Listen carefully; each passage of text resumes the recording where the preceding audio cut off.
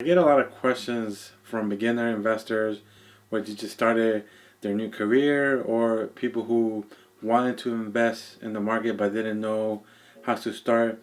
And most of the questions come from their retirement accounts. They want to invest in their retirement accounts and have a bunch of questions.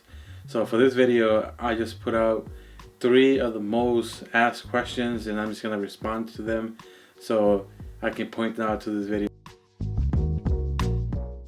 Welcome to Simple Chew. I'm your host Hank, and today I'm gonna go over those 3 questions about the how to invest in your retirement account, specifically the individual retirement account, the IRA. I'm not gonna go too much into the specific of the Roth or traditional rollover. I'm not gonna go which is best in this video, but I will go out in the future. I'm gonna break them down to see which is the benefits. But for today, first question that I get asked is if there's a limit to contribute to your IRA. And the short answer is yes, there is a limit.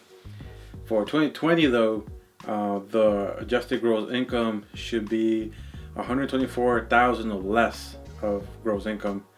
And if that's to make a full contribution to your IRA, meaning the full amount that you allow for the year to invest, that's the amount, that's the income that you should be making. But there's more to the question.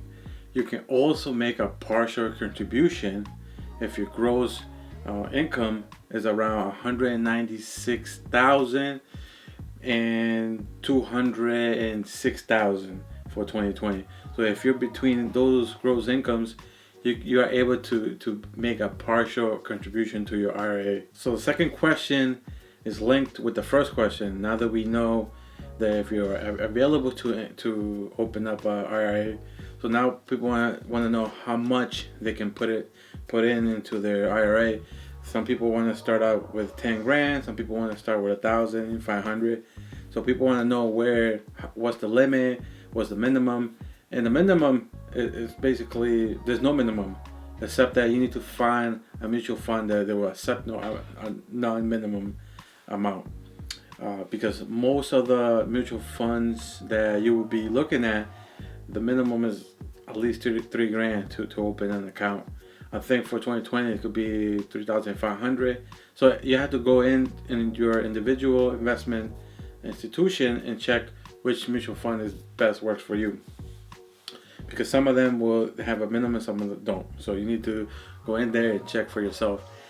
And for 2020, the maximum contribution that you can make to your IRA is $6,000.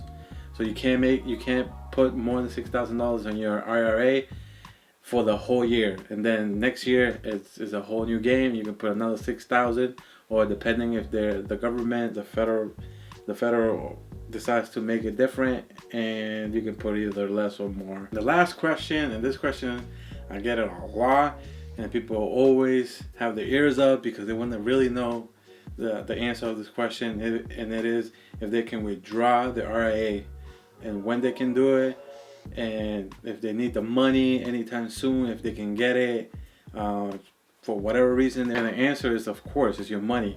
You work hard for it, you put it on your account so you can see it grow for you when you retire. But that's the catch-22. It's money that you put aside, so when you retire, and you can enjoy that money for whatever. But people want to know if they can take it out in 5 years, 10 years, and the answer is yes. And then after that, there comes following questions like, do I have to pay a fee? Do I have to pay taxes? And all these type of questions. And the answer is yes. It all depends on the IRA that you open. So there's 3 kinds. There's traditional IRA, Roth IRA, and rollover IRA. I'm gonna make another video describing them and breaking the cons and the pros of them. I'm not gonna do it in this video, but on certain IRAs you can withdraw your money without any penalties.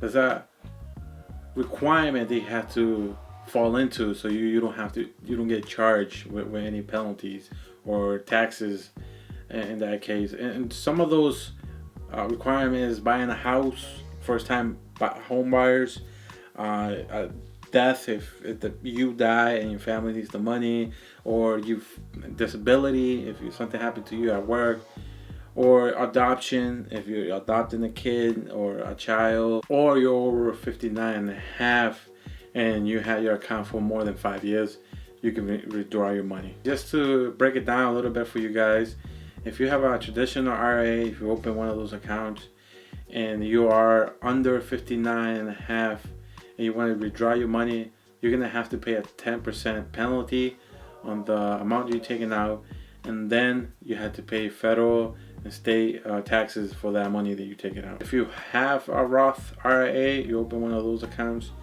it's going to be penalty free, and no, you don't have to pay any federal or state taxes, but you have to fall on those requirements that I just told you. You have to be an adoption fees. You're going to be paying with that money, or you're a first-time home buyer, or you die and your family needs the money, or the disability, you get hurt or whatever, then you're able to withdraw your money with no penalties.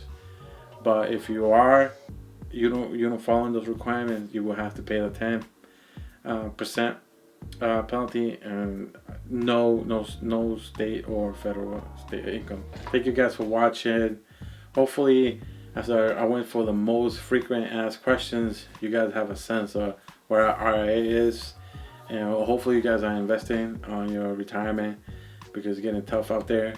And now I can point people to this video and I don't have to repeat myself. But thank you guys, and always remember, keep it simple.